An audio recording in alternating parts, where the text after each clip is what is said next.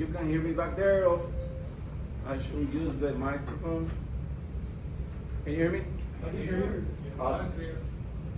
All right, this is, well, obviously my monotopic in all these presentations, MongoDB, but there are something like it's quite important to discuss about, that is MongoDB modeling. That is something, of course, that probably we haven't discussed along all these years, and that we are doing probably not the best things, or actually, I wanted to say like we're doing bad things, and we need to fix those sooner than later, because everything that is coming with vector search, with trip management, it is going to add more pressure into our MongoDB instance, so it will imply more costs, it will add worse performance, and that kind of things. So the idea here is to try to show a bit how we can model our documents, how can we create better schemas for better performance, and when to do that. So a process for data modeling in general obviously is three different things. So obviously we can start thinking on DDD, or domain-driven design. So we can start identifying all the different needs, what is the use cases, what we need to implement to have our things.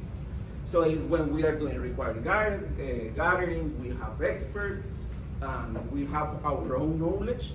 This is not what we are going to do here. So it's having that done, and we know exactly what we need to do.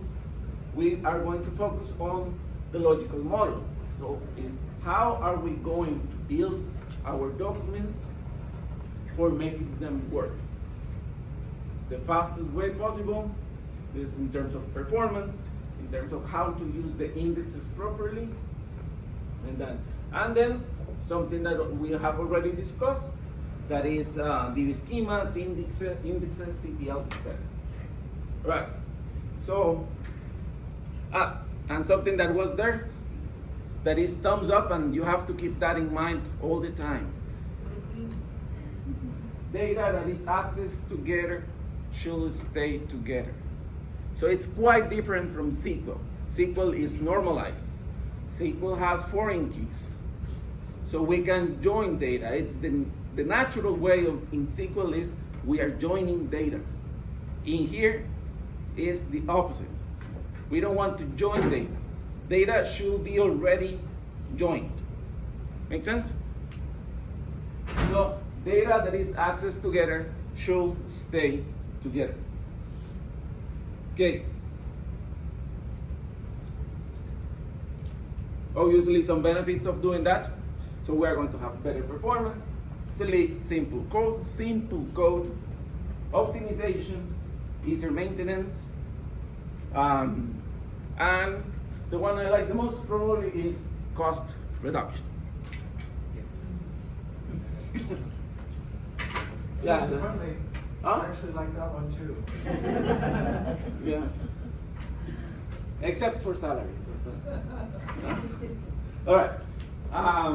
So here's an example of how a schema is related to costs. So let's see. This is our the last year that we have in costs. We started in 1 year ago. We were over 6,000 per month.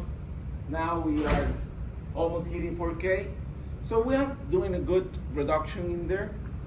We are not planning to try to continue going down, because actually I was asking for more budget to get back to the 6K for the new projects to come. But I don't want to continue growing from there, because when we were here, it's like the next year it was like 10K. So it was sounding a bit scary. So let's see.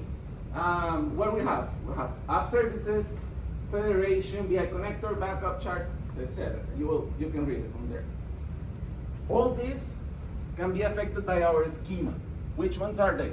Backups, cluster. Data transfer and storage. So it's everything about our data size and the transfer of them. And obviously the CPU to be able to manage all that. Make sense? Okay. Let's move on. And getting into the details. When we are doing or trying to store information, because we come from SQL, the most natural way, or by default, probably what we are thinking is to keep it the same way as is in SQL.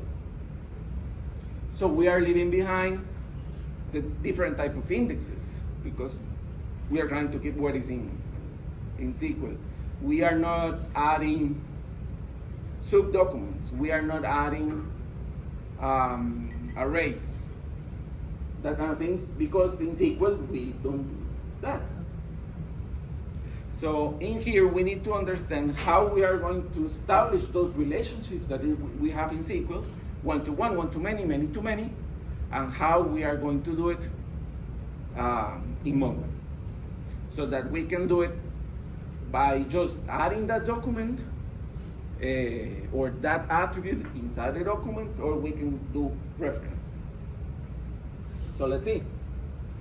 I don't think that you are needing more explanation of the differences, right? On the type of difference. What is one-to-one, what is one-to-many, right? So of course, you know. Okay, so let's think about Link 2.0. So we are going to implement a tracking screen. Yes? No, tracking screen. That we are going to show orders, move, legs, stops, freight, load requirement. It's a lot of information. How we were doing it right now in tree processor is because we have messages coming from SQL, is the outbox connectors that I guess that everybody knows about it. Not everybody. So we are, every time that we are having an insert or an update or a delete in SQL, we are taking that row and moving that into Mongo. So naturally, we were thinking just to replicate the information as it is in SQL. But it was going to give us a lot of performance issues associated to that. So we need to start thinking is how the application is going to be used. That is part of the conceptual information that we don't want to go too far from it.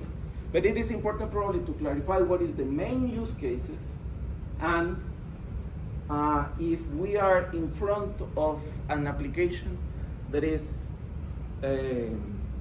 for reading purposes or for writing purposes. So in this case, for example, we are thinking on 600 users that is on the second floor in Sierra England and other offices. And what I was thinking is that they want to check a leg or an order every couple of minutes. So it's 30 per hour by 600. So I should be capable of managing 18,000 queries per hour. It doesn't sound like pretty much. But we are going to have another lot of services that is going to request information. Sometimes just the order, sometimes a leg with the stops, sometimes just the next stop, that kind of information. So this is how we are going to analyze how we want to read that information and what is also the processes that is going to read there. So in this case, we can summarize here it's around 31,000 per hour on writes. On reads, much more than that. And here's just a small use cases, but in general is, okay, now that I have the data, the idea is to share it with everybody. So you are not going to SQL for that purposes. We have a lot of services doing that right now, but we are going to start using Trip Manager in the process. So reads, it's more important than writes. So we can spend a bit more time during the writes for the reads to get faster. So we can prepare the data. So we can easily, so it's instead of trying to group everything all together with every time that we are querying it, everything will be there. Just to be rich, because we are going to access the data and that data will stay together as the term up I was saying before. So this is the logical view, just a small one, on how it looks and what we are going to migrate. So original design is okay. Let's create order header, like header, freight, stop, company, city, all those as collections. And the attributes is one-to-one to what we have in SQL. But it does not need to be that way every time. So we can think on between referencing and embedding. And we have done the two areas. And Thomas here, for example, with Driver 360, initial design was to have something like this. Everything in the single document. All information about a user work together. Very nice idea. Or we can have this that every time, then we need to do lookups. We have to join the data before we are showing it. So, but in this case, is between referencing and embedding is not like a true or false. There is a lot of different flavors in the middle. And there is not a single solution. If there is one, it's like 100 documents per page. It's not a single number that we can choose. It depends on the need, right? Okay, so let's move this range from here to there and try to find what is the best solution for that purposes. Okay, so in general, yes, embedding is nice because it's easy. I just read once, I have all information, done. It's a single operation, but it's a big document. I need to filter out, I need to project out things that I don't care, things that I don't want. And in case that we, for example, we want to keep, let's say, CD information. So I have the CD name. I don't need to go to the CD collection to do that. So I just want to have the CD name. So it's data duplication. And people don't want to have data duplication. What happens if the CD name is changes? And that is an easy one. So it's like the CD does not change the name very often, but the rest of the information will do. So that's a problem. Referencing smaller documents. Data is normalized, so it's awesome when we are coming from SQL. But it's much more complex in code and much complex in the MongoDB having to join all that information. Carlos? Sir. Sorry. There's two patterns here. One is the anti-pattern that allows us to separate individual segments of information by collection and join those back together with explicit views that have, well, it's a join essentially, but it brings it all in using a common key across those data elements. And that's one anti-pattern that we used for the most recent set of driver information in the driver database. All of those individual collections share a common key, and that's the driver, right?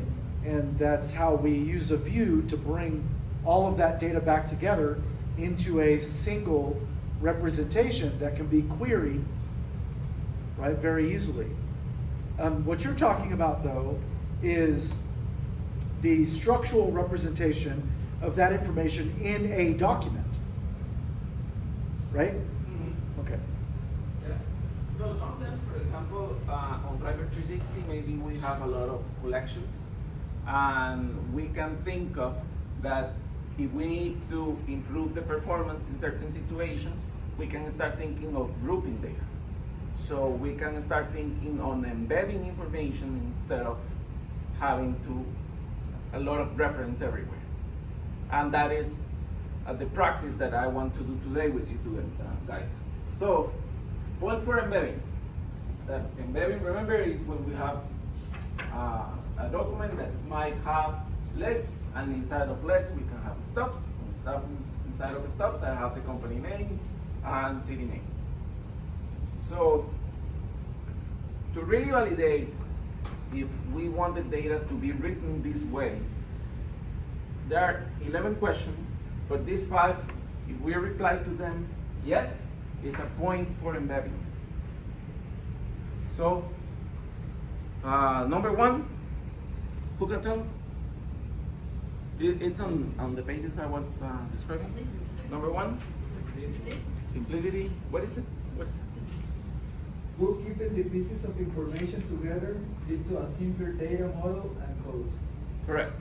So it is simpler to have the city name, but it is simpler to have the city ID and the city collection that I can join to obtain the city name. Of course, for sure, a response of yes in this case is embed the city name there. Awesome, easy. Okay, number 2, go together. So it is logical this information belongs together. So driver 1, driver 2 in the leg. This information can go together for sure. So we don't need like referencing who's the driver 1 and then having another reference for who's the driver 2. It is just information that can be together. Query atomicity. So, sir. As far as order of information, when we're embedding data, it feels to me like the order or sequence of certain values when they're contained in a subcollection is no longer relevant generically, right?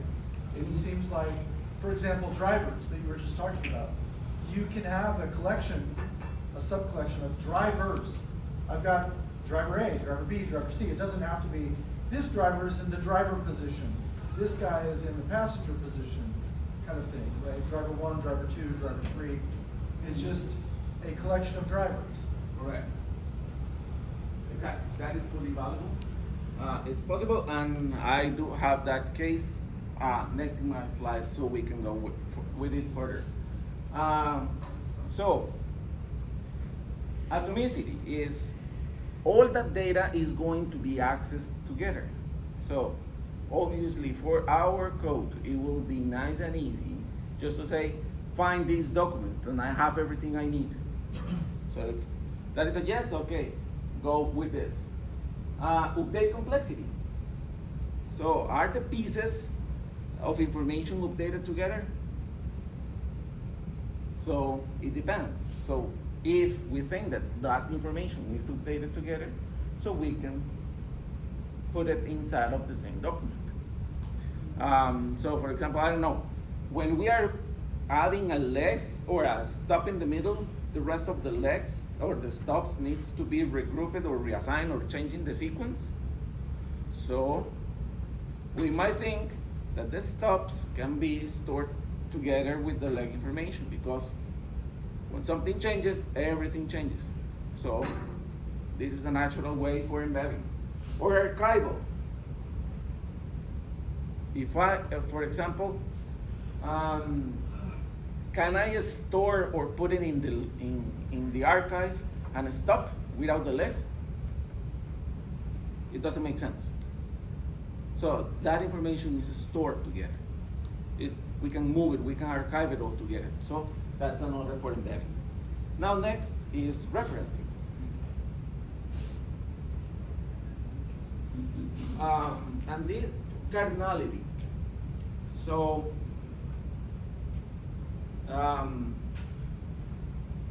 is part of the information I have. For example, I have driver information, and the driver is updating. They are adding that they were in this fleet or on this another fleet, or they gain this title or things like that. So we can put it as a log inside of that document.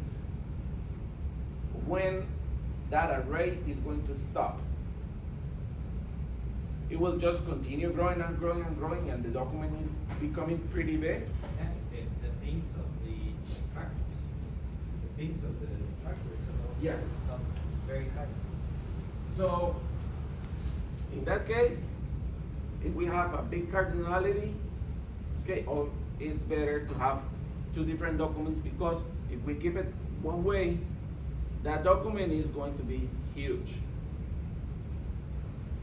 And when I'm talking about huge, is that when I'm returning that document, I'm not just taking from the database and returning it. I am putting it in memory, I am replacing cache information, I am having to make some room that right now is having indexes. So to put that information and then returning it to the user, and then the other application is going to put it back, the most important information back into memory. So a big document is swapping information that we don't want. All right, data duplication. It is quite complex to deal with the city name change. So if that is the case, and that happens very often, and this tractor number is changing its number, and we have to replicate that across 100 collections. So referencing is the solution for that. Document size is, I was already talking about it. So not because of cardinality, but itself, just the document is huge because it's a 64-bit of an image. That's talk to Longy and put it on S3. Okay, document growth is we are adding more information, not necessarily because of race, but it's the same thing. So we don't want to have huge documents. Are the pieces of huge? Huh? What does huge mean? There is a limit of 16 megabytes, but in general, we're talking that something that might be bigger than 1 megabyte is big enough to replace information in memory. Okay, workload. Are the pieces of information written at different times in a write heavy? So if the response is yes, okay, because I'm receiving a lot of legs in one time or a lot of stops in another way, so they are updated differently. So it will be more complex to try to just, I need to read how the document is in Mongo, and I want to update just these fields, and then another threads are doing the same thing on the same document. Not good. So referencing for that purposes. And individuality is, can the stop exist without a leg? It makes sense. In this case, no. Can a leg exist without an order? Yes. It's possible. I found it out recently. Yeah. It shouldn't be possible. It shouldn't be. It's possible. They are related to a move. Actually, the legs exist even before the order exists. Oh well, Yeah, yeah. But they but belong to a move. But at the end, the move is like an order. But yeah. It's something bigger than a move. It's bigger than an order. We can have multiple orders. Actually, a leg can be associated with several orders. Move is more associated with a trip. You can have many orders inside a move. And inside orders, you can have legs. But before the order is actually created, you'll create the legs. So it is 100% possible that you will have legs in a move before you have the order that is intended to represent them. Wow. So, I don't know. You can blame TMW for that, by the way. More obvious example is, can a trailer exist without a tractor? Or like the container can exist without a trailer that moves it? Of course. so they can act individually. They are in different assets. Dispatch. Okay. Or the reefer. So the reefer can Dispatch. exist without the trailer. Right.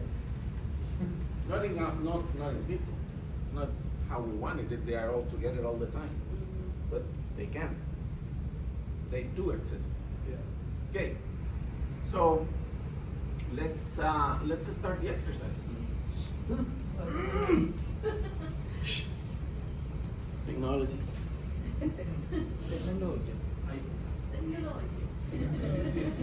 Okay. So here's a couple. We're going to do some couple of examples, and that's why I was talking about orders and legs and stops, and that's why you have the piece of paper there. For you to remember me is we are going to design here if the leg should be in a different collection than an order, or if they should be together. Okay, so for example, let's get started. Simplicity between orders and legs. So the order, or when we want information, we want sometimes just the leg and the stops. Sometimes we want the order with everything on it. So for simplicity, Bernal, what do you think? In this case, between orders and legs, they're going to be together. They can be apart. What is more simple for the code? Apart. Apart. Okay. So let's see. Can I write here? So that is about for embedding. Es un punto. It's 1 point. 1 point. Okay, go together instead of an order and a leg goes together. They go together. Huh? I believe they go together. Yeah, not for every use case. Sometimes I just want leg information. Sometimes I want the entire move. For the. Yeah. And it's based on the use cases that I was showing before. So not every time. Yeah, that's the thing, yeah, but I guess sometimes we just need the leg. And sometimes I just need the order and the build too when I'm creating an So input. we need to separate it. Okay. We're not saying no yes, sometimes yes, sometimes Yeah, that is No. so it's tricky, right? Because But if it's not 100% yes, then it's no. you put one and one. okay. Well, it's in Trip Manager. It's 50-50. Hmm? It's. Yes, in Trip Manager you need it. In minimum wage, you don't. You just care about the leg. When you're trying to identify what's the next stop, you just need the leg. You don't care about the order. Okay, Carla, next. Where is Tommy? Tommy's.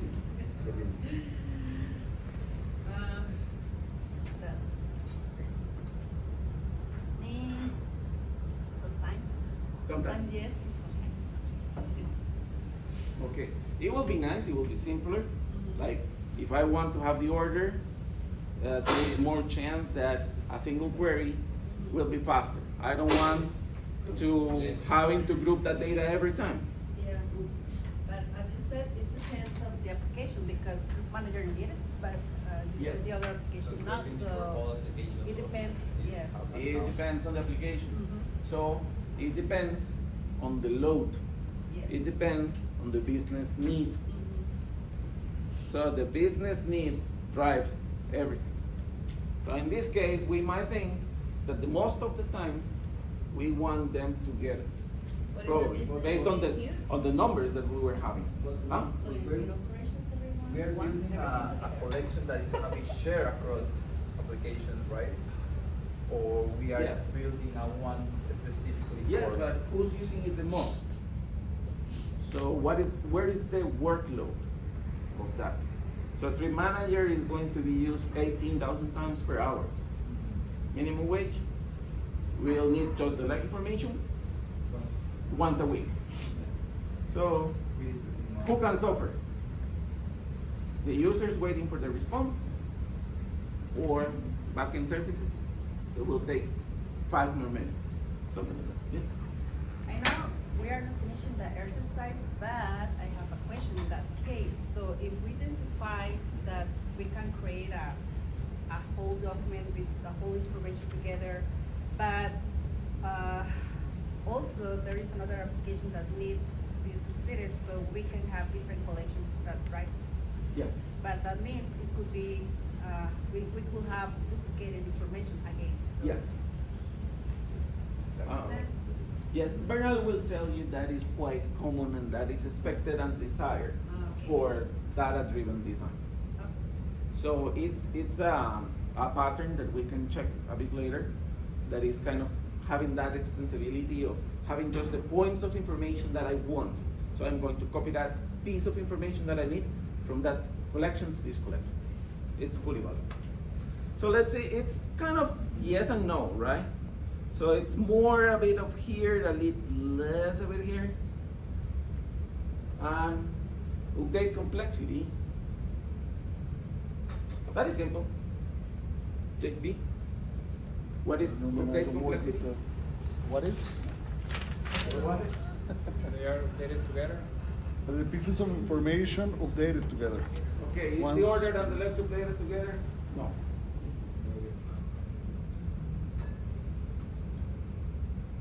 Archival. Can the leg be archived by itself, but the order is not? Then they go together. Okay. Well, you can finish the leg. You can finish the leg. So if you I guess that it can be archived. But sometimes when you're checking the order, you need to see them completely. Yeah, I can put it once. So, they go together. Cardinality. George. George 1. Yes. I leave them more complicated. Yeah.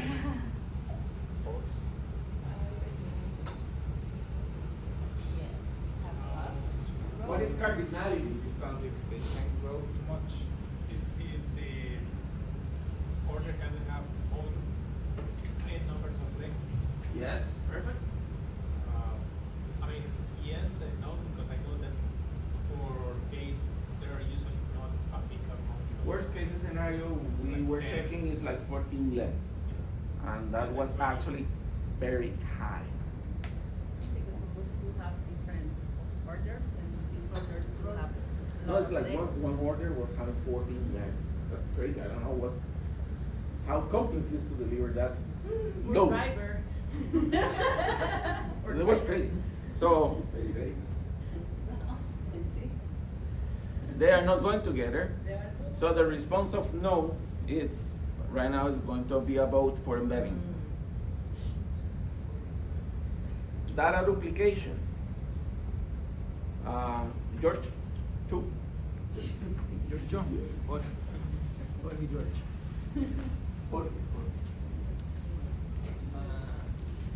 What is that? In this case, it doesn't matter because the referencing.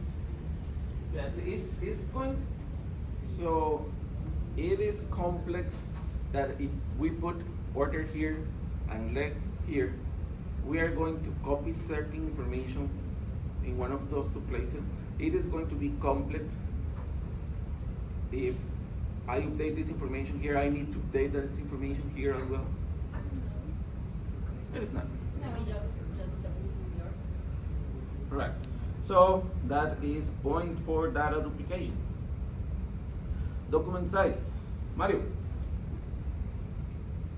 1 or 2. If I put orders and legs together, is that document too big? No, because we said that we shouldn't have too much legs, right? 14.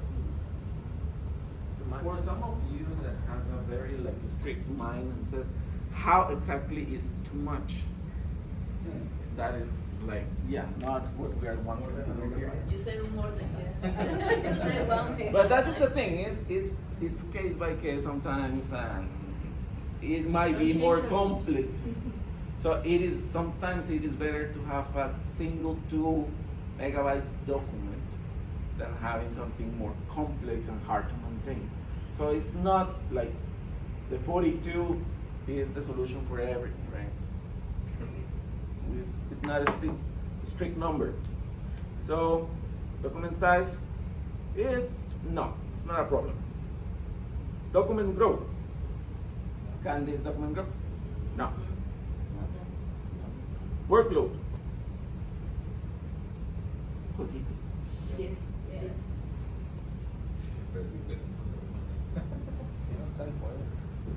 Are the pieces of information written at different times in write heavy workload?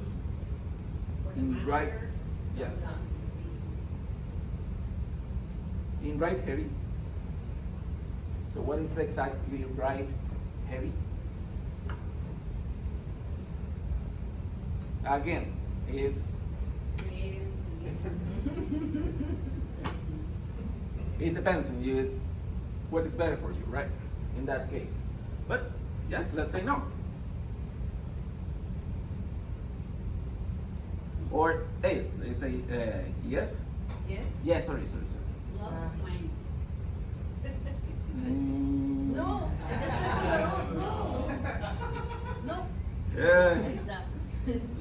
No. El rosado. Ah,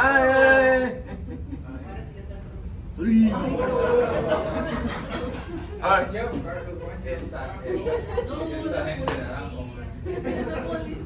And Guille, tell me the next. Tell me the last one. Individuality.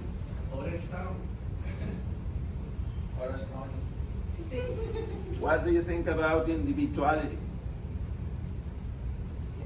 Yes. They can live Yes. independently. Yes. So what's the final result there? Referecing más o menos. 1, 2, 3, 4, 5. 1, 2, 3, 4, 5. Empate. Empate. ¿Cómo con dos? That's a tie. Entonces, con ese cuánto quedamos? 500 ever. Yo veo 7, sí, yo soy. ¿Cómo con dos? 5, sí. Son 5 sí.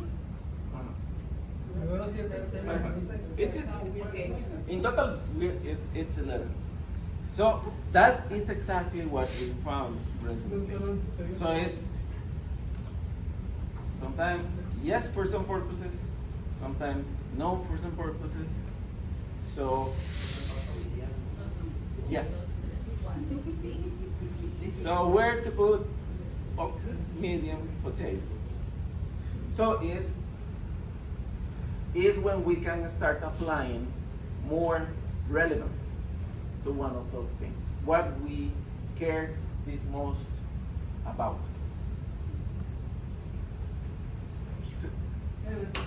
Yes? Go on. It's like a type like that.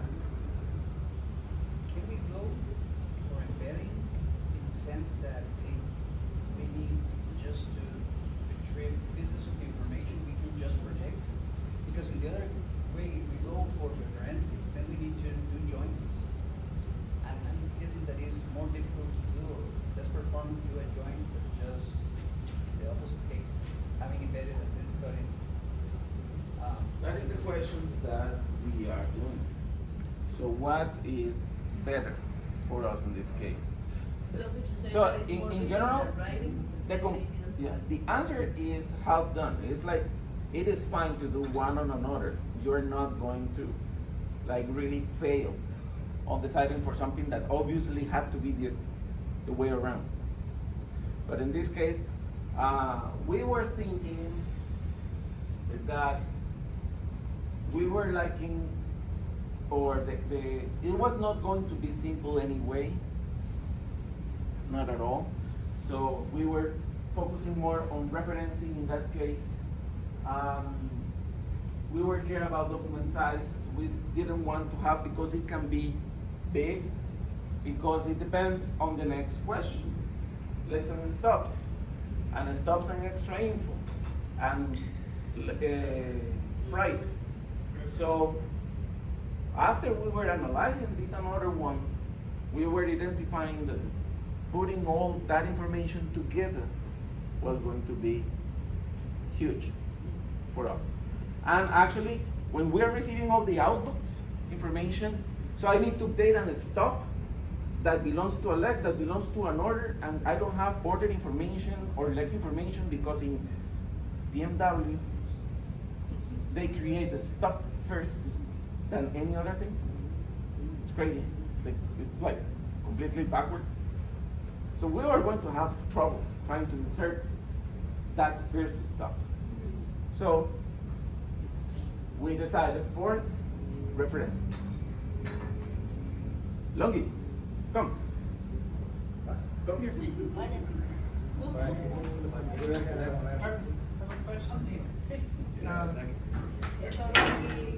Let's say that we are just analyzing the current business.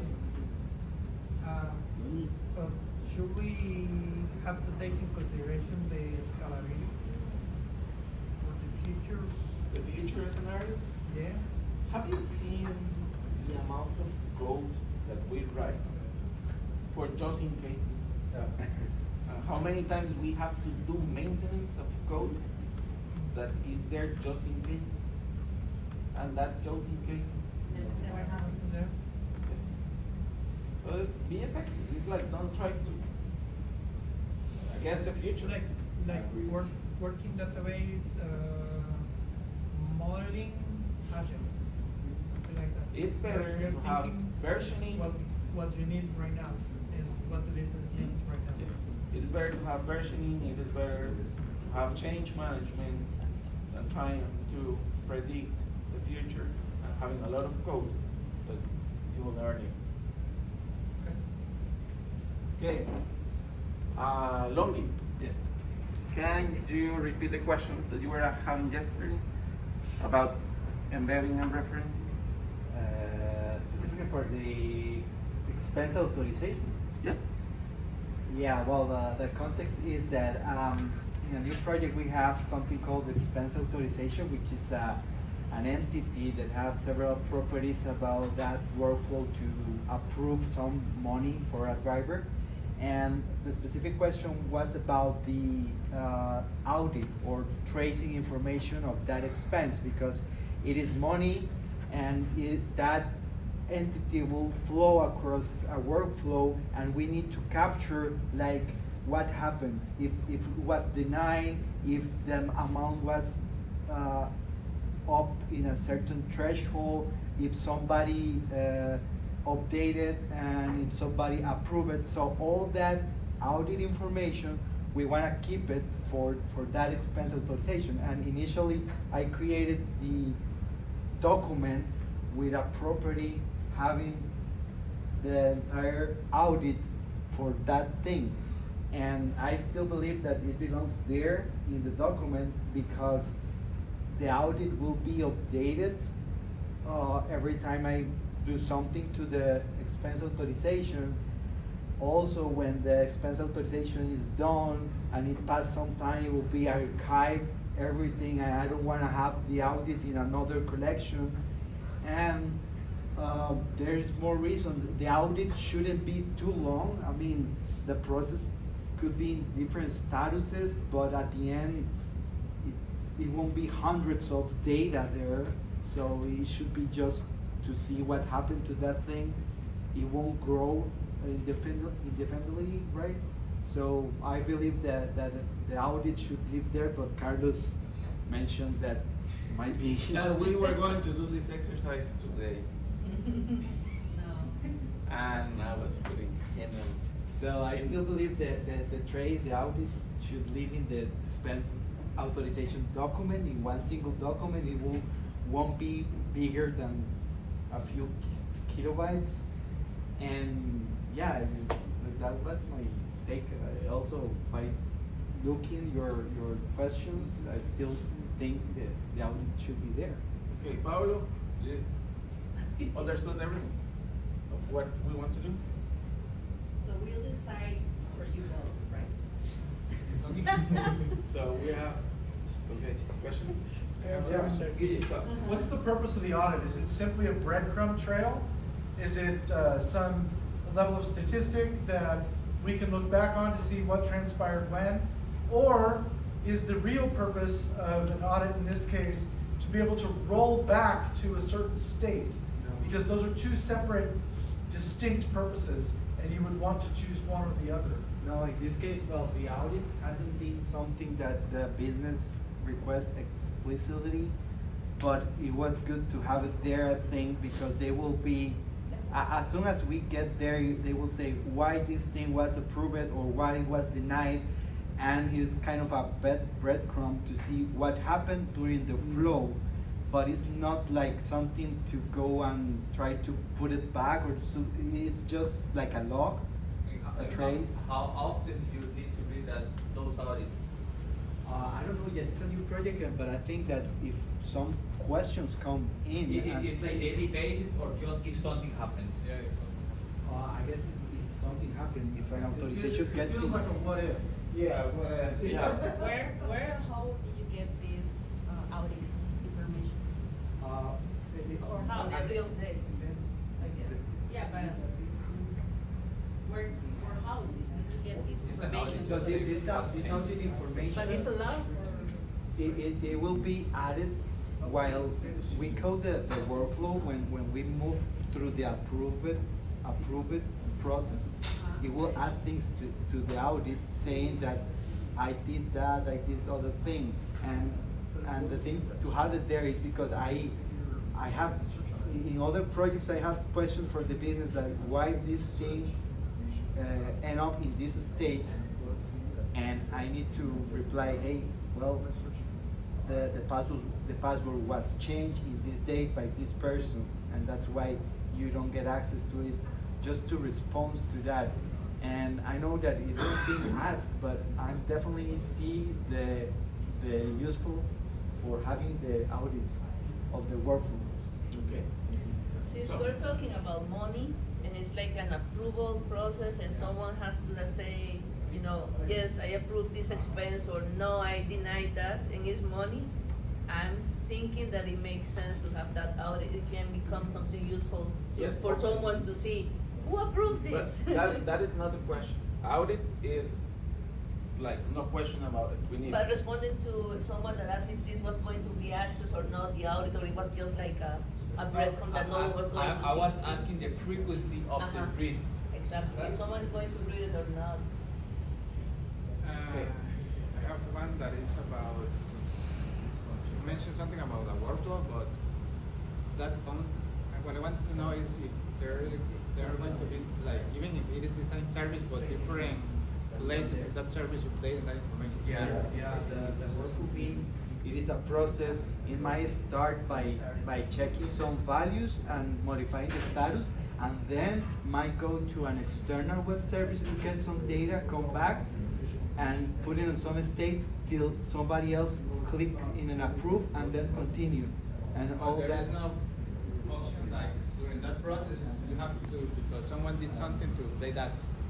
I mean, like some user like approves something and you have like a slide here. Yeah, the expense authorization can be in the pending or waiting state, and a user will go to a UI and say, like, approve, and that will make the right and change that and continue with the workflow. Yeah. But what I'm trying to get is if there are like several moments where you can update the same record. At the same time, Yeah. the concurrency, I haven't thought about the concurrency, like two users doing the same thing. Oh, Yeah. no, it doesn't have to be two users. Even if you have like inside the service something that needs to get or be updated because of an action. It is more singleton stuff where it's just one moving across, not like multi. Omar or? It would help if I put two hands up. Okay. I was trying to ignore you. Someone else? Anybody else have a question? All right. Thomas?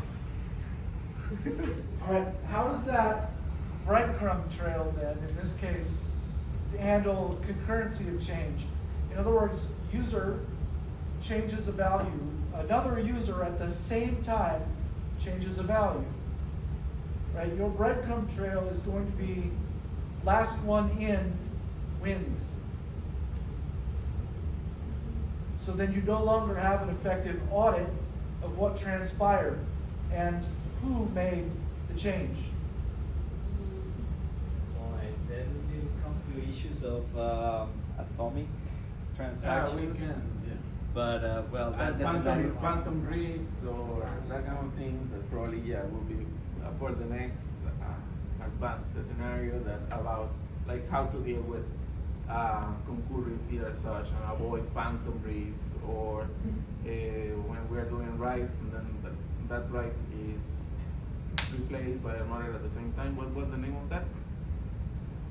In concurrency, when I write, it wrote, but immediately somebody updated based on the previous read of that. I don't recall exactly. Did you what. read? Did you write? Did you write? I guess. All right. So, in summary, and try to not go into too long about it. So we have an entity, and we want to have an audit of that entity, of the different steps, and who approved it, who moved it, how it was moved across different stages. So that's nice. And for sure, we are identifying that there are no many stages. So the audit is small. Yeah. 3 different stages. So it's something small. And it won't change during the time. Yeah, the complexity doesn't need to be. Supposedly it's not going to change. Embedding. I guess that, but I don't want to try Why to do think you of think on the the future, right? reference- Also. What So- do you think referencing is the right way to proceed with this? She was under my head. No, I don't know yet. So maybe embedding, maybe reference. Are we Okay. taking a vote or? Yes, we're taking a vote right now. It's just after this question, everybody will raise their hands for one or another. Yeah, but here, I think here is important to build an audit there, since we are going to have a traceability of that information that we have for expense, because of the importance of this expense moving through the process, right? So that's why it's important to have it in the embedding way versus referencing that way, because we need it as soon as we are showing the expense authorization in the UI. So, well, for me, it's important that having that stays there and have that traceability. And also, if the UI that queried that information does not show the audit most of the time, I mean, projecting that document, I know it's a pain and maybe, but it's better to do that thing, so we can do the both. Yes. And also we might think things like, as we do it in SQL as well, like these audit trails. That is quite common, created by, dated by, approved by, closed by. So that is a valid scenario in this case, in this scenario, for example. So they are not really 2 different entities. So, But that's not a trade, that's just who was the last architect. but it's going to store the exact same thing. No. What he wants No, is, it's just. he wants to store like who did it when, because data is not moving. It's not being No, but he has to know the same person that updated it to approve it might not be the same person that updated it to, I don't know, deny. And if you only have last updated by, you only have one value. Yeah, but not the last updated by. It's like the different status. Who But created? then you have to have a by who for each reviewed it? status. Yes. Okay. So if we have just 3 statuses, Okay. so it's 3 what? 6 more fields that 6 they more tend fields. to buy. Okay. Yeah, Yeah. but also, not all of the time will be some person doing that. The worked by or the who did it by, it will be system, because in some This is the cases, user. the approval is automatic. Everything is automatic, so all the steps go across the system and it's automatically done. But we still wanna know Yeah, that what was the was the system or path, what, yeah. the path that approval value. Okay. Even if it is automatic, so it could be both the automatic steps or somebody as a user manually doing Okay. everything. So for the kind of this exercise, let's ignore that the additional attributes, 6 attributes Okay. that might have, and we are in front of 2 different entities, the entity and the audit of that entity, and we are deciding for if they should be embedded or referenced. So votes for embedding. Embedding. It looks like a historical, like a. It's easier. It's pretty factor of the moment, for me it's embedded. Okay. The people have spoken. Like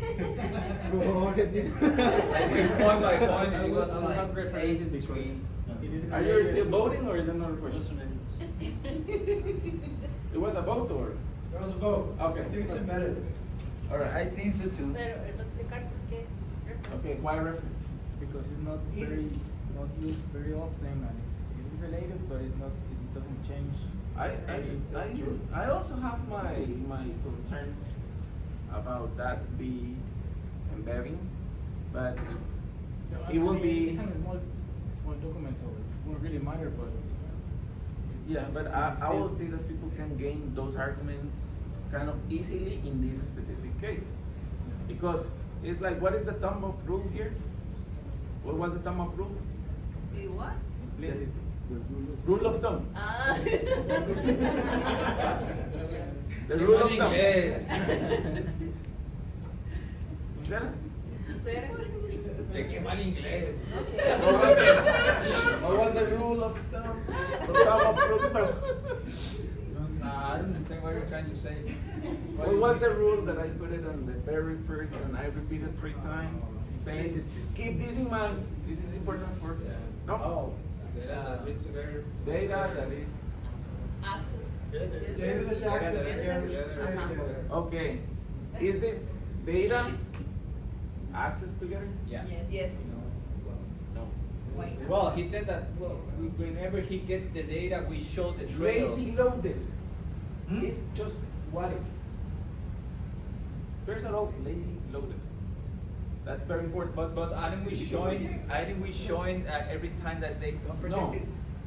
We are showing it only in those cases that people is, did I approve it? Yeah, I actually asked that, but I understand that. Colors that don't need it can project it away. Project it away. Yes. Or project it or not project it. You need it projected, So- otherwise. It is, yeah, you have your point, but. No, and that is and small ones. So we can But the size is negligible, and I mean in a really big Yes. way. It doesn't freaking matter whether it's in the document or not. Right? I think if it's not in the document, you suffer more performance impact than if it's there. That's my opinion. Yeah. Okay. But so isn't the same case as the cases in 360? It's 100% not the case, and here's why. The case audit is designed to keep an entire snapshot of the case as it was when before any element changed. And that means that that audit is designed specifically to revert back to a specific state, okay? That information is never referenced until an action must be taken. I understand perfectly, but why don't having the log in the same document has the entity? So it will be embedded. Okay.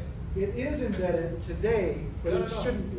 Okay. Yeah. You say it shouldn't be in the It case? should not be in the case. Yeah, I agree. Let's do the It should exercise. not be. Let's do the exercise and see why you're right. Let's do it. It is more simple to keep them embedded. Yeah. Yes, I guess so. They go together? I think, yeah. I will say yes. Sí. It's unimportant separately. It doesn't contain it. It might be a reference. It doesn't like really. They always have to be together. No, actually, you are projecting it out. Uh-huh. Yeah. Uh-huh. That's So, In this case, it's by reference. They don't go together. Actually, having them together imply to be ignoring that field constantly out. Okay, query atomacy.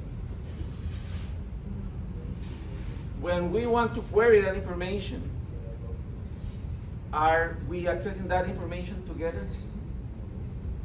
Not every time. It's by lazy loading. For example, I'm loading a 100 expenses in the spring. So I don't need to load all the audit. Nope. That information is not going to be shown only when they expand. So they don't go together. Update complexity. Well, I think it's important to notice that we are assuming the business is not gonna wanna see that audit. Because we have cases where we have that audit actually show us in the UI Yes, all and the time. they want to see it, but do you want to see, like, for example, the 100 audits at the same time, or just one open one by Maybe one? the last 5 or something like that. Yeah. Okay. So, There's still update making an complexity. assumption there. So, they are going to be updated together? Yes. No. No, Yes. Once that you insert your audit, that audit is immutable. Otherwise, Any change what the in hell original you have? document Sorry, relates my- directly to a change in the audit. One They are of- tightly coupled. One update generates an insert. The other ones should remain It generates a untouchable. new, he's saying he's generating a new audit, not modifying the audits. Yeah, one is triggered by the other. One update will Insert a new record, will insert a new record on the other one. but we are not updating audits at all.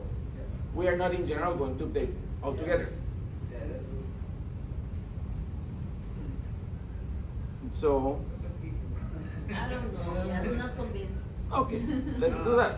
No lo sé. It is possible, but yes, it's one generates the other, so it's a matter of trying to force your arm Yeah, to that's say fine, yes. that's One fine. one update here creates an insert there. Yes. It's part of, if they are part of the same object, you are just increasing the array. Yes, exactly. Okay. I still want to go back to the previous one, Which one? the query atomacy, because I feel that we're making an assumption that we know for sure the UI that is wanted for that app. Because everything that, We want- all the things that we mentioned about that point is based on the case that we are assuming, unless we have it been defined, that we're gonna see a list of transactions and I don't care about the audit. How about if the user, the business user requires, I wanna see a list of transactions, but I wanna see what is the current status, what was the last person. Yes, you might have two screens. One that is like all the expenses, or one that is for one expense. I want to see all the audit. I want to see them all the time. But if they say, okay, it's fine, load me only 10 expenses at a time. We have pagination, whatever it is. And for those 10 expenses, I want to see the current status, and I want to see, I don't know, who did some specific step, who moved it the first time, who, whatever Okay. information that is So on we the Maybe audit. they click on an expense Probably- and We they see don't- the details. We don't even Yes. do that. Yes. It's, I want to see that information when I see my 10 expenses. Yeah, and it is quite possible that I want to show a grid that will have a column that says who created, who approved it, who closed it. Exactly. So that will go back probably to the design when we are going to have additional attributes, because otherwise it's kind of more complex. The question that I'm But trying to make is, but that's the question. We need business design. We have a need on that.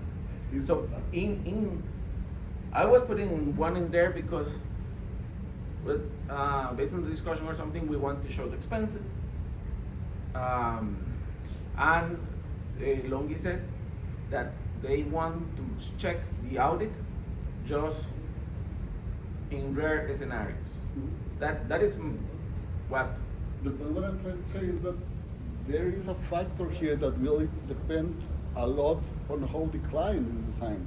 All Meaning the that- time we depend on that, not in this particular scenario. In MongoDB, it's all the time. We depend on the scenarios. Yes. So we're saying, it would be Yes. safe to say for you that we do data design after UI design? Business. Business. Well, needs. business. Business. Yes, needs. will be the right word, yeah. So what we know so far is that audits, it's just in rare scenarios where we want to see it. Okay. Archival. Do we want to archive old information for the who created that was created 2 months ago, even when it is still open? We can archive it. Can we archive the order because it is closed, but the audit will remain there for 15 more days? No, I think the archival, well, in this particular case, the archival is very important because of financial data. They are expecting like more than 7 years, and I think that We're not doesn't- deleting. I don't think Ah. that they. It's archival, not deleting. Data will still be there. We just want that information or rows that are not important anymore. It is going to the cold storage that is slower to access. Importance is unknown.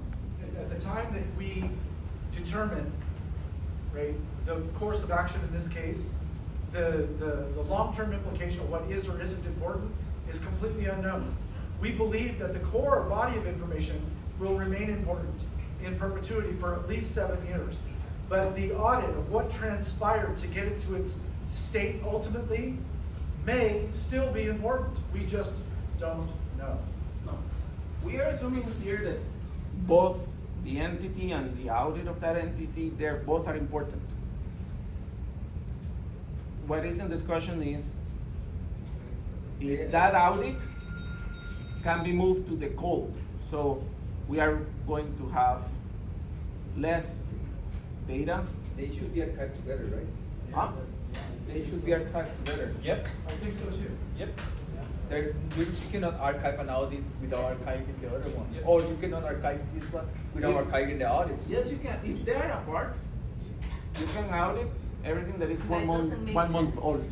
But the relevance Even is- when you're showing in the UI, it is going to take longer. But you should archive both. I mean, Yeah. you should archive both, so they should be Yes. together. Okay. The relevance is changed if you archive one and don't archive the other. Exactly. Yeah. Yes, sir. Yes, next, Fine. next question. Okay. Cardinality. Is it possible that the audit is, or that N, We are gonna have three, so they're not gonna go Three. together. Okay. Oh, like crazy.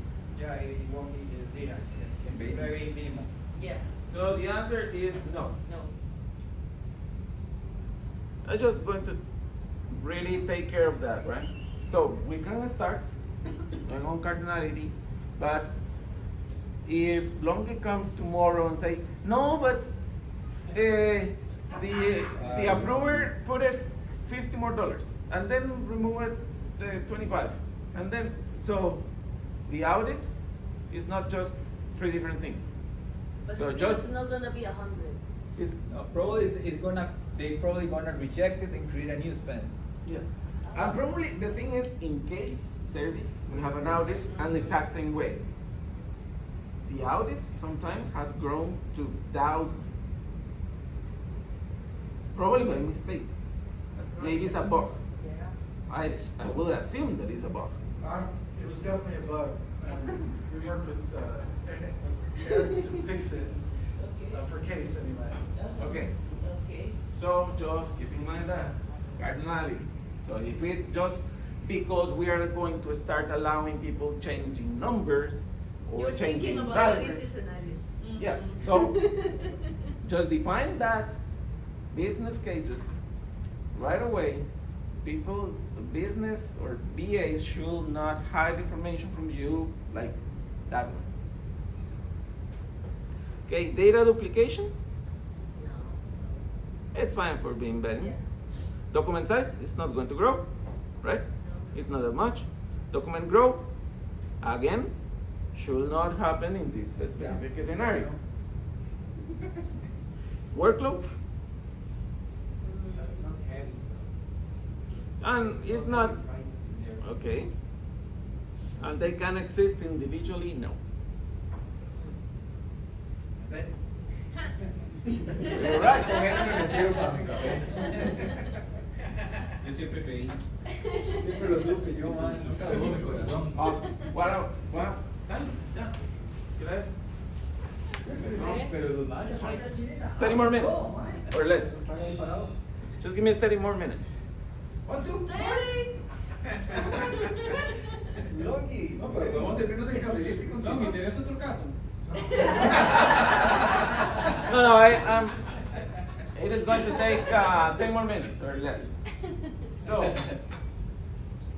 what we have been discussing here exactly, and this is the kind of exercises, and probably we were in front of the most simple case, an entity and an audit of an entity.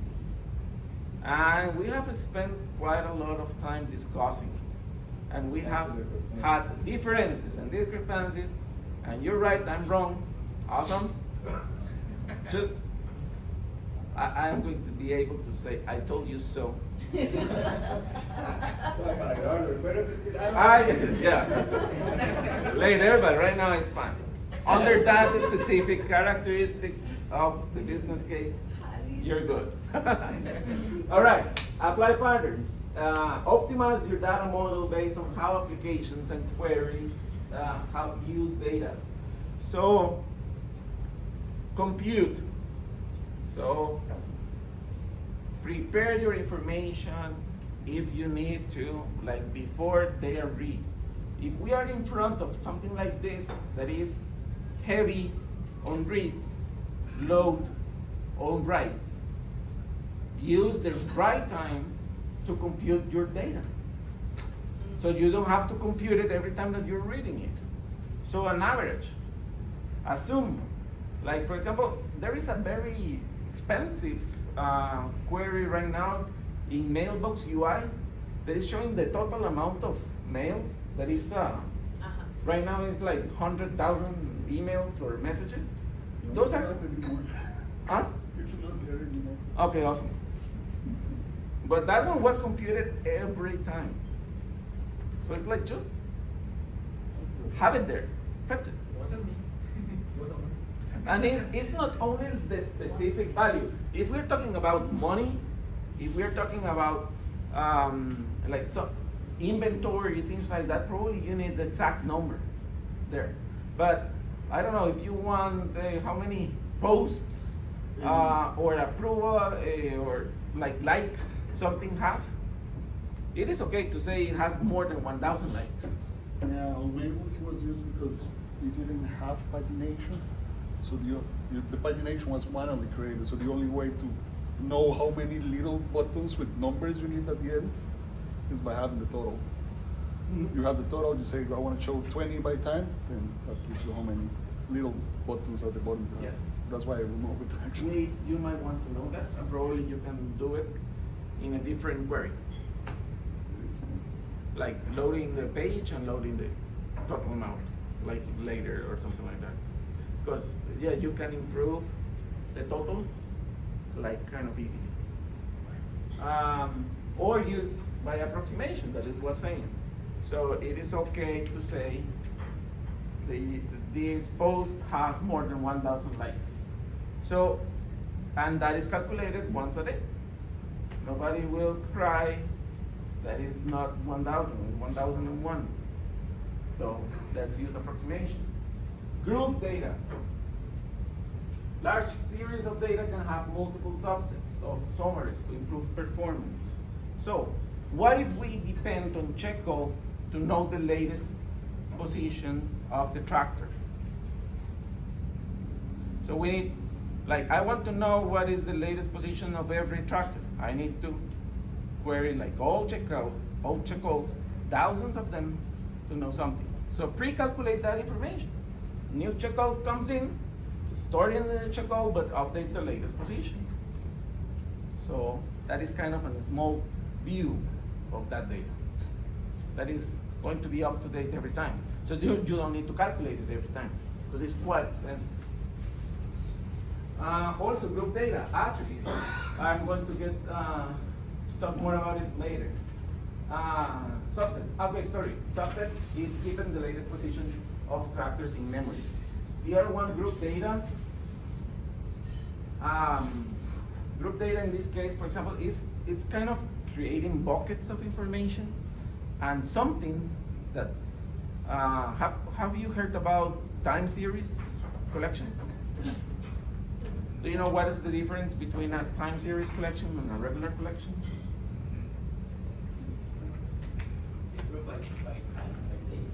Okay, order.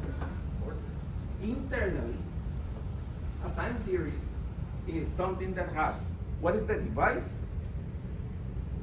and other characteristics, and they have in an array for every time or for every update of that device. So it's like, for example, checking the temperature or checking the tractor speed that is reported every 5 minutes. So internally, you won't see it, but internally, it is just creating one single document and storing the speed every 5 minutes. So it is going to have probably quite 1,000 of entries in that array, but it's not going to grow to a huge amount of, or a huge cardinality. It's something that they can't manage. So it's much better performance.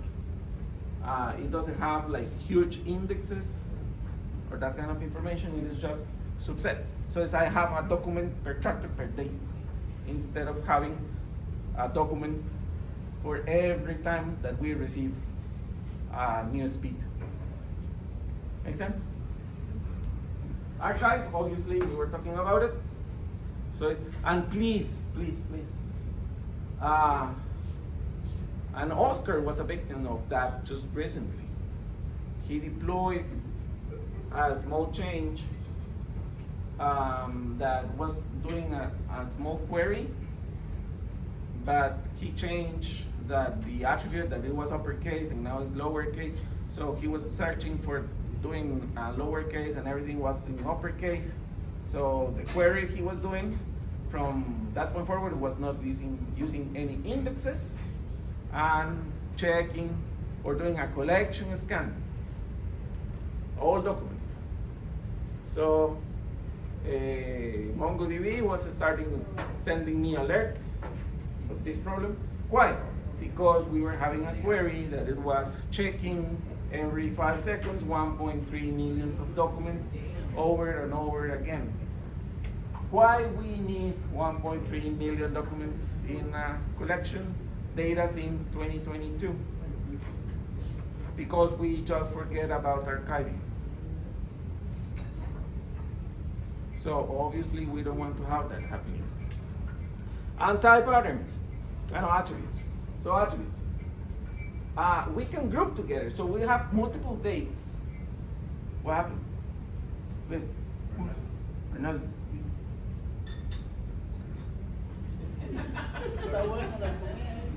I can finish it. No, go ahead. Okay. So attributes. So if we have multiple dates, let's put the dates together in an array so we can query them, and instead of having to have indexes per date. Driver 1, driver 2. Do we need this position? We don't care. We don't know exactly who's driving. So it's just, we just know that there are 2 drivers. So a query of type, driver 1 or driver 2, because we want to know where is that driver.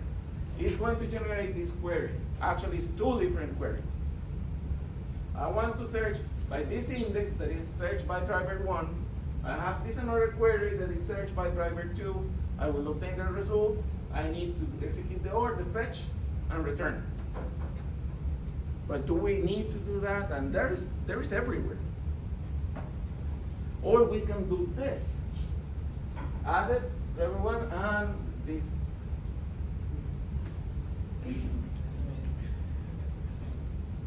Well, it's not there. And in this case, it's just an index scan and the fetch. Because they are in an array, it's a single query. I don't need Mongo to do 2 different queries. I don't need it to merge. that's it. But because we are thinking as SQL, because the object in SQL looks like that, by default, we are writing as it's in SQL. So use the arrays, group data, create subdocuments for that purposes. And now, avoid empty patterns. And this is where I was scared a bit regarding entity and entity details. So unbounded arrays, if it becomes an unbounded array, you will have to redesign. So if suddenly we are accepting audits and audits and audits, you have to redesign immediately. If we are creating too many collections, and this is because, and the theoretical value is 10,000 collections. So it's enough. But for example, if we create one audit per service and then suddenly we are having 500 different audits instead of one, it is going to create a problem. Because by default, it is going to create indexes. Those indexes by default are going to be in memory. So probably it's unnecessary, especially for audit data. That is kind of write only. We don't need to put that in memory. Okay, unnecessary indexes, of course, we don't want that. Every time that we are updating, every time that we are inserting data, we are recalculating the entire tree. So we don't want that. Obviously, that will create more load during the time that we are writing. Lookups, don't use them much. It's there for a reason, obviously, but avoid using lookups. In general, unloaded documents is just please don't work with probably 1 megabyte or more. Don't replace the cache in memory.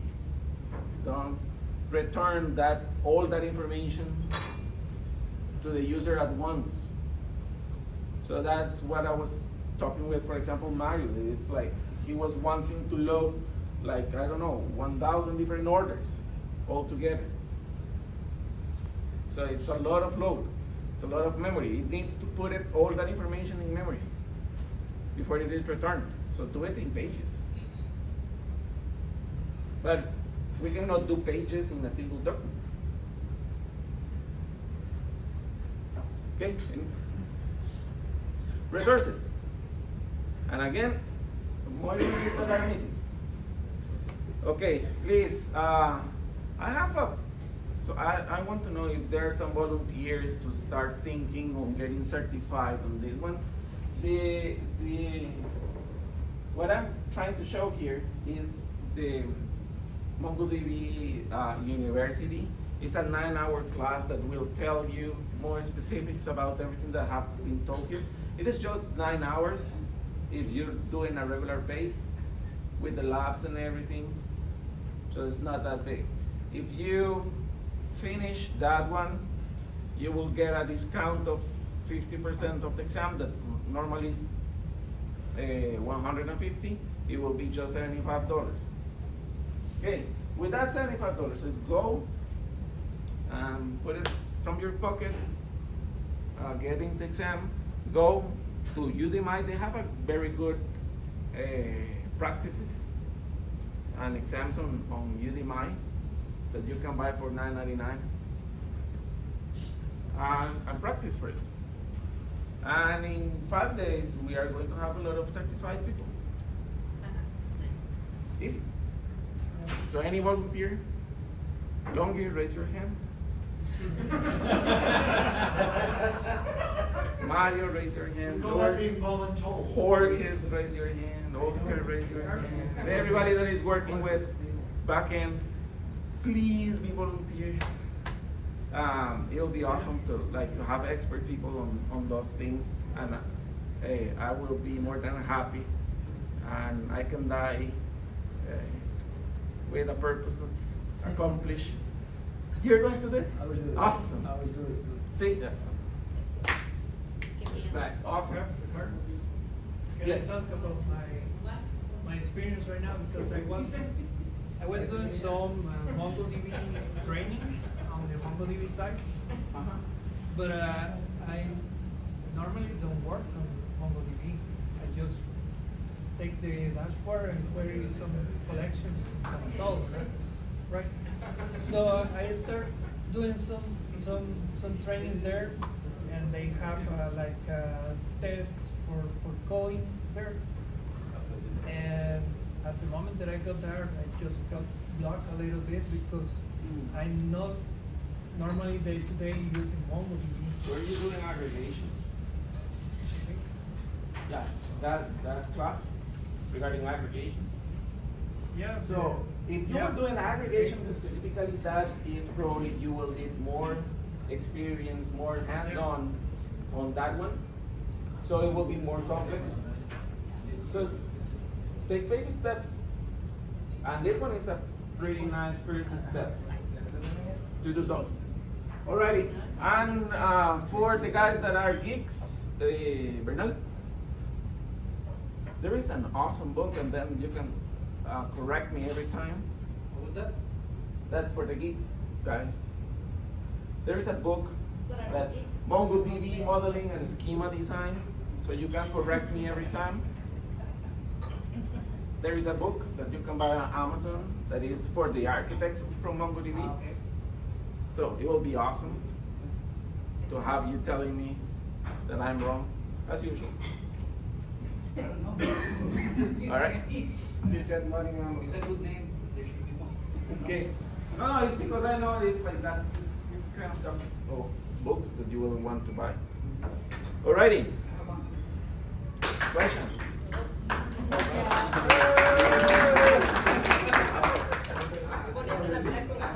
Sí, ¿le gustó? A YouTube video from this guy, Milan Jovanovic. He was embedding one collection. And then he could then make semantic queries. Give me the Western, it was like a database, a collection of movies. And he was asking, give me the Western movies that, and natural language, something like that. So, what happens when we have references between different collections? That we would like to make such kind of queries between those collections. Do we need to? Can we? Do we need to materialize all that in one single view and then create embeddings for that in order to support vector search? Or you can just generate embeddings for one collection and the other collection and the other collection?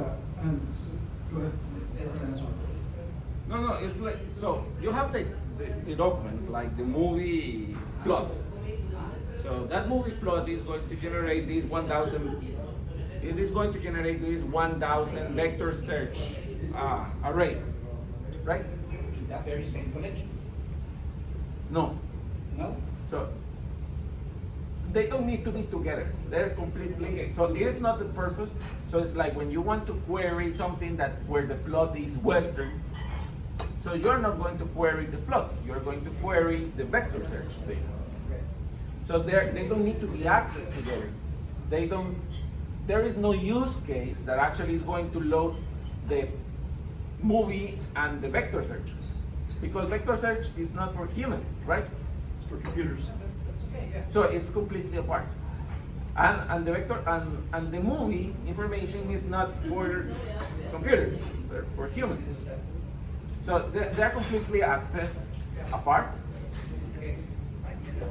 Then, say that I want to do a vector search, that I'm going to be asking something, I want to obtain information that comes from two different collections.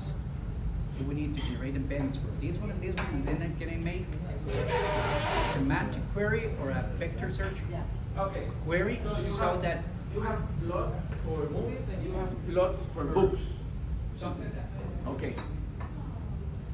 I guess that in that situation, so you want to query whatever talks about Westerns. It might be a book, it might be a movie. It could be one. Yeah.